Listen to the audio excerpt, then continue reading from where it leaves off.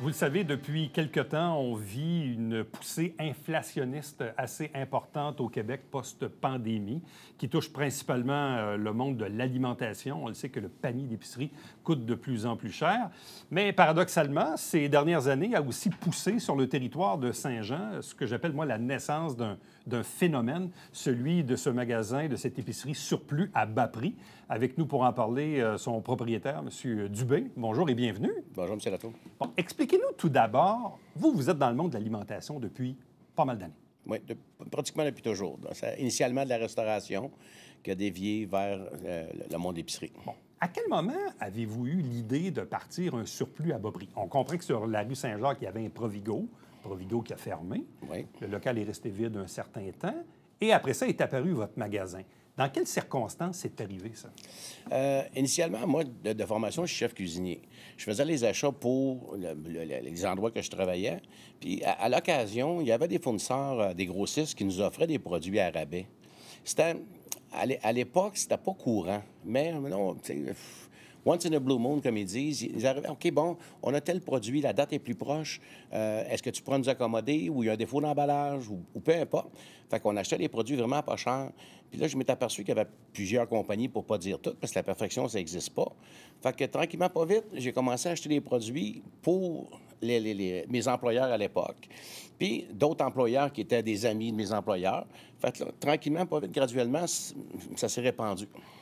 À quel moment avez-vous ouvert le magasin sur la rue Saint-Jacques? Ça fait 4 ans, le 2 novembre exactement. 4 ans? Donc, Oui. vous avez ouvert en 2019? Oui, déjà 4 ans. Bon. Aviez-vous un peu, comme on dit, identifié ce local-là comme étant pour vous un bon spot, comme on dit, un bon endroit? Avant d'être où ce qu'on est présentement, au 429 Saint-Jacques, on était sur la rue Saint-Jacques. Et plus haut. Plus haut, OK? Puis tous les matins, je passais là, j'ai dit, un jour, je m'en vais là, un jour, je m'en vais là, un jour, je m'en vais là. C'était clair, c'était écrit dans le ciel pour moi. Donc, le premier local, il y a 4 ans, il était plus haut sur Saint-Jacques? Même pas. Ça a commencé au domaine de l'An. Ça commence pour le monde de la région, ça a commencé au domaine de l'An. La petite maison, comme ils appellent. À l'Acadie. Et voilà, et voilà. Fait que vous avez commencé ça chez vous. Moi, j'étais à location. C'était pas ma êtes- maison, j'étais à location, mais ça a commencé là. Fait que vous avez commencé dans le domaine de l'An à l'Acadie. Après ça, vous avez transféré dans un plus petit, dans un local, mais sur la Plus rue grand, Saint-Jacques, ouais. qui était plus grand. Oui. Puis après ça, vous avez changé pour l'ancien Provigo. Oui. Puis entre-temps, comme au domaine de l'An, à côté, il y avait une petite cantine pour les Oui, ceux oui, qui je sont m'en rappelle, familiers. J'avais loué ça comme entrepôt. Après ça, j'ai loué un autre entrepôt. Fait que là, c'était rendu comme trop petit. Ça n'a pas arrêté de grossir. Mais toujours dans l'idée de prendre des surplus d'épicerie puis les vendre à bas prix. Tout le temps, tout le temps. C'est ça qui est le but depuis le jour 1. Est-ce qu'il y en a d'autres qui font ça au Québec? Oui. Oui, il y en a, à petite échelle. Il y a des petits surplus d'épicerie, des petits magasins, magasins économiques, comme ils appellent, qui vendent du pain. Il y en a plusieurs. Il y en a plusieurs dans beaucoup de municipalités, mais c'est vraiment des petits locaux. Mais à grande échelle, à presque 30 000 pieds carrés, comme on est là, de ma connaissance, je suis seul.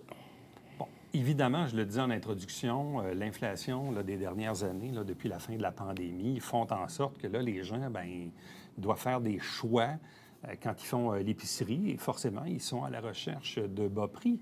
Et moi, évidemment, je passe devant votre magasin à tous les jours sur la rue Saint-Jacques. Et à chaque fois, je suis toujours étonné de voir le stationnement qui est rempli à pleine capacité. C'est quotidien. Oui. À quel moment avez-vous senti vraiment la naissance d'un phénomène, là, de quelque chose d'assez unique?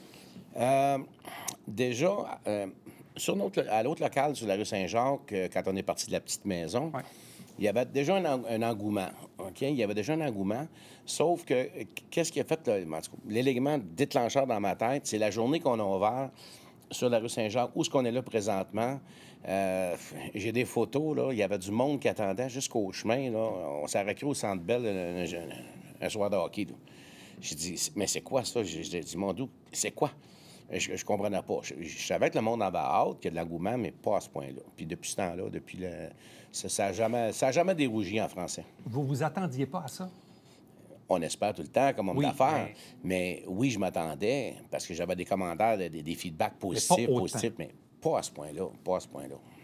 Et depuis ça n'a jamais dérougi. Ça n'a jamais dérougi. Jamais. Ça n'a jamais dérougé. Je m'étais ajusté. On était obligé. Les premières semaines, ça n'a pas été facile. Là. Ça n'a pas été facile. Manque de personnel, manque ci, ça. On est obligé. On s'est ajusté. Mais ça a pris du temps, mais ça s'est fait vite. Ça a bien été. Mais il y a eu des ajustements à faire, ça, c'est sûr et certain. Qu'est-ce qu'on retrouve comme produit qui fait en sorte qu'il est vraiment moins cher qu'à l'épicerie traditionnelle? Beaucoup les fruits et légumes. Les fruits et légumes, parce que les fruits et légumes, c'est pas éternel. Ça n'a pas une durée de vie comme une canne de tomate, elle meurt en français. Tu sais, une canne de tomate, périmée, pas périmée, c'est bon longtemps, on sait tout ça. Mais les fruits et légumes, il n'y a pas de date d'expiration là-dessus. Il faut les consommer. Quand c'est cueilli, il faut les consommer. Puis beaucoup aussi les produits frais. Les charcuteries, fromage, parce que ça n'a pas des durées de vie là, éternelles en même. Non. Mais vous, dans le fond, quoi, c'est que vous interceptez le produit au moment où il n'est plus vraiment idéal pour une grosse épicerie, mais pas assez non plus pour le mettre aux ordures. C'est quoi la... On l'a dit la timeline, là, mais je dis... La timeline, oui, la timeline. C'est un peu ça. Oui. C'est pas compliqué. C'est pas la première fois que je le dis, puis c'est vraiment la réalité. Les grosses bannières, ils ont tellement des standards élevés, OK, que ça... Une petite affaire de rien, OK, reject. C'est simple comme ça. C'est, mettons, comme une porte il ouvre une porte de fruits du camion. C'est supposé être à 4 degrés. C'est à 4,2. Non, c'est supposé 4 degrés. On s'entend que ça ne fait pas de différence. Là. S'il y avait un écart de 20 degrés, on comprend. Là. Mais ils ont tellement des standards élevés, ils sont tellement by the book que ça fait que des produits, on a régulièrement. Mais comme les fruits et légumes qui rentrent chez vous, ils ne rentreraient pas dans une épicerie régulière? Il y en a que oui, il y en a que non. Parce qu'on a beaucoup parce qu'on a essayé de diversifier aussi. Initialement, on avait vraiment des produits, les produits arabais qu'on avait dans les fruits et légumes, c'est des produits qui n'auraient pas passé le test en français pour une bannière. Fait qu'on avait vraiment ces produits-là. Là, j'ai eu la chance d'avoir un bon gérant de fruits et légumes qui m'a fait comprendre que même, c'est mieux d'avoir un produit qui va être à prix régulier. On a beaucoup de produits en liquidation à bas prix, mais on a quelques produits qui sont vraiment au prix régulier. Ils ne sont pas ni moins chers, c'est le même prix qu'ailleurs en français. Sauf que vous venez faire votre épicerie, vous n'avez pas besoin de faire un détour pour aller chercher un brocoli parce que j'en avais pas à rabais. C'est tout simplement ça. C'est la même chose que les produits laitiers qu'on introduit. Les produits laitiers, c'est régi. On ne peut pas vendre ça à une pièce le litre. On n'a pas le droit. C'est un service. Fait que beaucoup de monde qui me demandait, bon, OK, on fait toute notre épicerie chez vous. Il manque des affaires. Mais il manque des affaires. Fait qu'on va... Parce que la majorité de mes clients, qu'est-ce qu'ils font? C'est pas compliqué. Ils font deux places. Ils viennent chez nous, ils prennent qu'est-ce qu'ils font leurs affaires, puis après, ils vont compléter à l'épicerie. Est-ce qu'ils peuvent juste faire votre place à vous? J'en ai beaucoup. Ils sont capables de faire leur épicerie complète. J'en ai beaucoup. Puis le monde, ils me le disent, moi. Bon. En quoi c'est vraiment moins cher? Je ne sais pas, moi, un pied de céleri, un pot de yogourt. En quoi il est de combien moins cher chez vous? Là? Le yogourt, règle générale, on est moitié prix. Moitié prix? Moitié prix. Règle générale, le yogourt, c'est moitié prix. Charcuterie, on est grosso modo à moitié prix. OK. Bien, prenons l'exemple du pot de yogourt. Là, aujourd'hui, quand on enregistre, on est mardi le 28 novembre. Ouais. Si je m'en vais chez vous aujourd'hui, le pot de yogourt, sa date de péremption, c'est quoi? Il va rester... il y en a que j'ai 3 jours, 2 jours, j'en ai que j'ai une semaine, j'en ai que j'ai 15 jours. Ça joue là-dedans. Ça joue dans ça. Sauf que le yogourt qui va... Mettons, initialement, si on reçoit un yogourt qui reste 2 semaines de date, un exemple, il vaut 6, on va le vendre 3. Mais graduellement, que le temps avance, OK, si, mettons, il reste 3 jours de date, admettons que j'ai payé 1,50, que je le vends à 3, peu importe, les chiffres, ça n'a pas rapport, mais je vais dire, OK, bon, 1 piastre, on liquide. OK.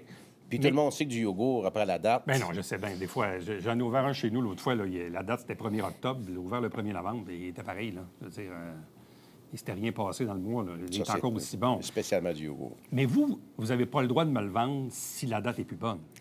Il y a des produits qu'on a le droit, il y a des produits qu'on n'a pas le droit. OK? La loi dit que tout produit qui se garde à température pièce plus de 30 jours, au Canada, en partant, c'est même pas obligatoire d'avoir une date. Qu'est-ce qu'on n'est pas supposé de vendre? Okay. C'est les produits laitiers puis la viande, les produits frais. On a le droit de les vendre. Un exemple, un paquet de bacon. Un paquet de bacon, OK, le 28 novembre, OK, c'est la date de péremption. Je l'ai fait congeler le 25 novembre, OK? Le 1er décembre, il est périmé, techniquement. Mais il était congelé avant la date, j'ai le droit de la vendre. Okay. C'est ça, la loi. Je comprends. Mais je me rappelle, dans le cas là, des Saint-Vincent-de-Paul et compagnie, Je sais que le MAPAC donnait comme un niveau de tolérance là, entre le moment où on donne quelque chose puis... Sans prétention, je ne veux pas être prétentieux, mais les choses sont comme ils sont. Je me considère comme... Parce que ça fait 20 ans que je milite pour ça, moi. Ça fait 20 ans que je travaille pour ça. Puis je me sens un peu responsable que le MAPAC, eux autres, ils ont donné une certaine flexibilité, une certaine tolérance. Parce qu'autrefois, c'était à tolérance zéro. Un paquet de viande, c'est le 28 et le 29, poubelle. Bon. Puis en terminant, il faut qu'on parle du phénomène, mais aussi à l'extérieur du territoire. Parce que là, au cours des dernières années ou des dernières semaines, vous avez ouvert d'autres magasins. Ça s'est fait vite. Là, vous en avez 4 autres? À part de Saint-Jean, 3. 3. Là, ils sont où les autres, là? J'ai Sherbrooke puis Windsor, ça s'appelle J'économise. C'est un monsieur qui avait ces 2 magasins-là. OK. J'ai gardé le petit à Windsor, J'économise, puis le plus petit de Sherbrooke, j'ai déménagé dans une plus grande surface, au Carrefour du Nord. On a 14 000 pieds carrés quand même. Puis tout dernièrement, là, ça fait même pas 3 semaines, on est rendu à Ville-Saint-Laurent, l'ancien Mourulatos. Combien de pieds carrés à Montréal? C'est sensiblement la même grandeur qu'à Saint-Jean. 30 000 à peu près? C'est pas tout à fait. 28 dans ces eaux-là. Fait que là, vous avez 2 magasins de pas loin de 30 000 pieds carrés, 2 plus petits du côté de l'Estrie. Là, vous êtes rendu à 4. Voulez-vous en ouvrir d'autres? On m'a donné un scoop. On en a un 5e. J'étais allé sur le notaire la semaine dernière. OK. J'ai acheté un immeuble. Dans quel coin? Ça va être un petit j'économise parce que moi, j'ai pas mon dire. Escompte-Saint-Jean, c'est les gros. Les plus petits, c'est j'économise. Mais j'ai acheté un immeuble peut-être une trentaine de minutes de Saint-Jean. OK. En Montérégie. Quelque part. OK. C'est un cadeau du ciel, cette affaire-là, pour vous. C'est une passion. C'est un projet qui est arrivé. Je veux dire, je regarde ça aller depuis 4-5 ans. C'est assez incroyable. Là. Encore là, c'est pas la première fois que je le dis. OK? Initialement, quand j'ai ouvert, OK, c'était comme tout le monde, pour gagner ma vie. OK? On n'est pas allergique à l'argent à personne, ça en prend. On paye le loyer, l'électricité, tout ça. Mais au fil du temps, OK, ma vie va bien. OK? J'ai aucun problème à nulle part. J'ai connu des tendures dans ma vie, comme la plupart de nous autres. OK? Sauf que là, je m'étais aperçu que quand il arrive, madame m'a dit « Merci, Yves, merci. » J'ai rempli mon panier à pas cher. Monsieur a dit « Merci, merci. » Merci d'être là. Ça, je l'entends régulièrement. Ça, c'est une belle paye. Ça, sérieux, là, je ne dérogerai pas de ça parce que c'est vrai, ça me touche, là, toutes les fois, là. C'est tellement une belle paye, c'est tellement gratifiant de voir, là, que... Parce que vous sentez que vous aidez vraiment du monde, là. Mais je me le fais dire régulièrement. C'est devenu, pour moi, là, c'est le profit, oui, il faut qu'on en fasse, là. C'est certain. Mais c'est... pas comme une mission, mais j'ai dérogé vers ça parce que je me dis, crime, c'est important. Les dernières années, là, ça n'a pas été facile pour beaucoup de monde. Là. On ne se fait pas de cachette, là. On ne rentre pas là-dedans, mais c'est ça pareil. Puis, en tout cas, j'ai l'impression que ça fait une différence pour beaucoup de monde. Puis, je suis fier de ça. Je suis fier de ça. Quand je vois un beau gros panier d'épicerie rempli à ras-bord, puis quand même, il y a des petits extras, des petites affaires qu'on pourra peut-être pas se payer normalement, mais que je vends tellement pas cher, comme une barre de chocolat à 69 cents. Mais je me dis, crime, je suis content de ce que j'ai fait. Je suis content de ma journée. Dernière question. Êtes-vous dérangeant pour les autres? Ah, bien, c'est clair. C'est clair que je suis dérangeant. J'ai à tout bout. Puis je le vois, là. Je le vois. Là, un peu moins. On dirait que je pense que le monde commence à s'habituer. Mais au début, des inspecteurs de ci, inspecteurs de ça, la MAPAC. Puis à tout bout de champ, OK, c'est régulier, OK? Des beaux monsieur bien habillés, avec les petites chemises bleues qui rentrent, puis qui se promènent, puis qui prennent des photos. Je veux dire... Moi, je les laisse aller, là. Ça me dérange pas. En passant, là, OK, peut-être un petit message. Il pourra venir se présenter, je vais lui faire le tour du proprio. C'est inclus. Inclus, pour le même prix. Ou à bas prix. Yves Dubé, merci beaucoup. Bonne chance pour la suite, puis bravo. Merci beaucoup. Restez avec nous. On va revenir après ceci.